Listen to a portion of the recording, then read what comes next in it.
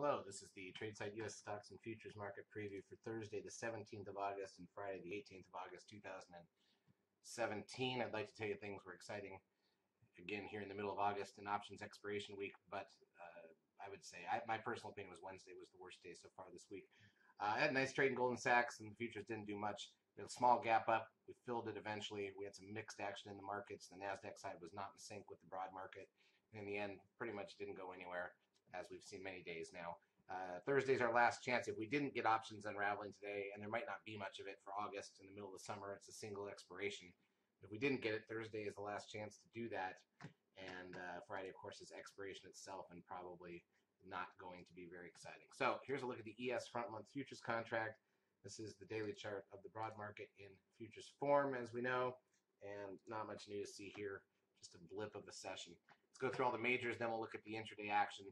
As usual, we don't typically do market previews for Friday. I seriously doubt that Friday options expiration in August will be one where we would need to. I'm just hopeful we can get something done Thursday, but it doesn't seem like enough's going to change between here at the end of Thursday to justify previewing Friday, which is expiration and probably a dead waste of time. Crude oil up 4 cents to 46.82, just a blip there. Gold up $3.02, also a blip. S&P cash index gained $3.50. It actually gapped up a little more than that, so a small negative from the open. NASDAQ side gained 9.69. Again, it had gapped up a little more than that. Stocks up 1.5 points. Biotech's up 8.18. The VIX down 30 cents to 11.74, but at least still holding above those single digits we were seeing for a while. Trend at 1.11, the 10-day moving average at 1.03. NASDAQ volume 1.8 billion. It's the best of the week so far, but still under the 10-day moving average. Advanced decline ratio was positive 369 on the NASDAQ and positive 662 on the New York. Google gains back $6.19, not much on a $1,000 stock. Apple down 65 cents, also kind of a blip for that stock.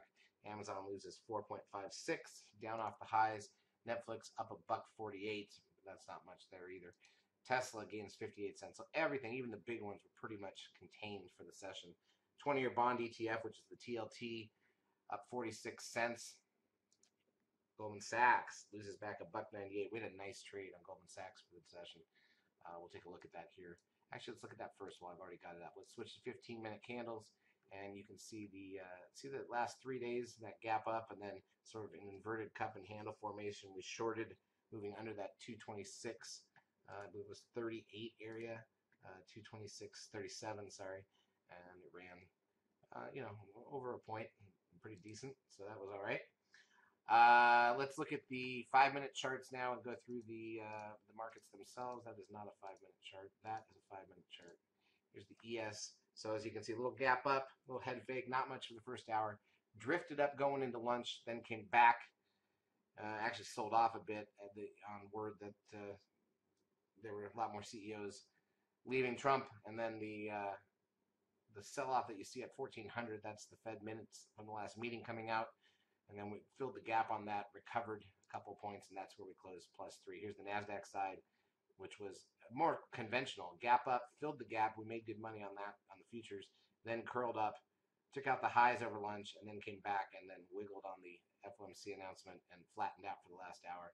So more of a conventional day there, a little better action than you saw on the broad market. All right. So what does that mean? What do we have left for the week? Let's talk about economic data first. We've got the Philly Fed and weekly jobless claims numbers an hour before the bell tomorrow. We've got industrial production and capacity utilization 15 minutes before the bell. We've got the retail sales number with leading indicators 30 minutes into the market at 10 a.m. Eastern.